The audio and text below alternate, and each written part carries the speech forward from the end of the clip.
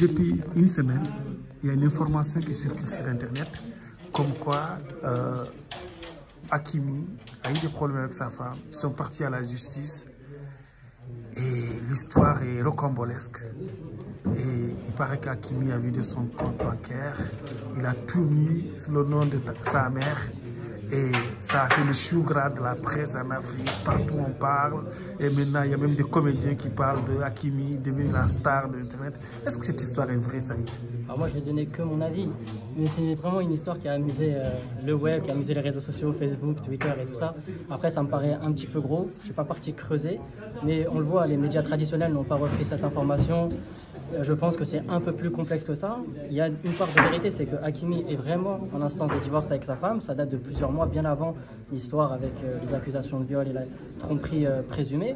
Mais c'est vrai que Hakimi et sa femme, ça ne collait plus. Ils sont en instance de divorce. Maintenant, tout ce qui se dit autour de « il a mis tout au nom de sa mère » et tout ça, il n'y a pas de preuve de ça. Moi, j'ai pas vu ça.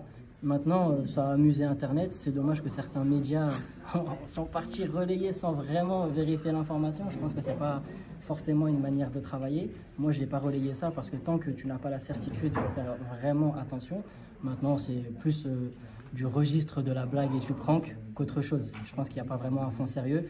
Ils iront très probablement au tribunal. On ne sait pas ce que Iba Abouk va demander. Peut-être qu'elle va demander de l'argent, peut-être qu'elle n'en demandera pas. Il faut savoir que c'est une personne qui a une communauté. Elle a 1 million d'abonnés sur les réseaux sociaux. Elle est actrice en Espagne, actrice très respectée, très réputée. Donc elle n'a pas nécessairement besoin de ça. Peut-être qu'elle fera des demandes et c'est son droit.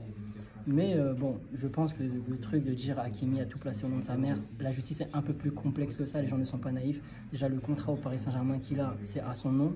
Donc l'argent va sur son compte bancaire à lui. Donc j'ai envie de dire, si elle demande une pension alimentaire, elle aura probablement une pension à 5 voire 6 chiffres, ce qui est normal.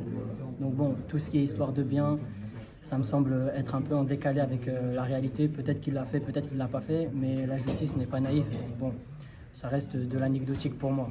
C'est juste très drôle. Mais Saïd, toi, tu fais parmi des murs ici au Parc des Princes. Tu es toujours là, tu es un journaliste bien introduit. Normalement, tu es journaliste marocain. Normalement, s'il y a des informations, si l'information était sérieuse,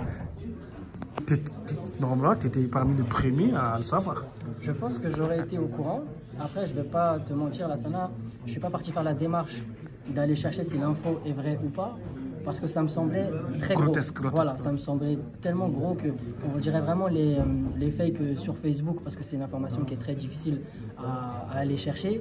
Et encore une fois, je pense que le système judiciaire est très complexe. La femme d'Hakimi va avoir un avocat qui est vraiment réputé. Je pense que Hakimi aussi. Donc, c'est pas aussi simple que ça. Maintenant, si l'histoire avait vraiment pris de l'ampleur que d'autres médias traditionnels avaient récupéré, je serais parti recouper, je serais parti vérifier, aller aux infos, parce que bon, voilà, tu le sais très bien, on a tous un petit peu des contacts à droite à gauche, c'est pas très compliqué à aller faire.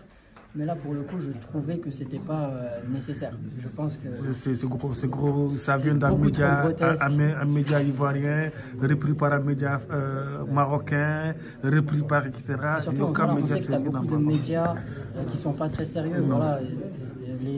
Neymar, il est marocain, algérien, tunisien. Tu vas pas aller donner du crédit à ce type d'informations-là. Je pense qu'Hakimi maintenant est un joueur qui a pris une stature différente. C'est comme sur Mbappé. Mbappé, je me souviens quand il devait prolonger au PSG, le contrat est signé depuis le 30 janvier avec le Real Madrid, le contrat est signé, c'est ça. Beaucoup de choses qui se disent, mais très peu de concret. Là, je pense qu'on est sur plus ou moins le même cas de figure.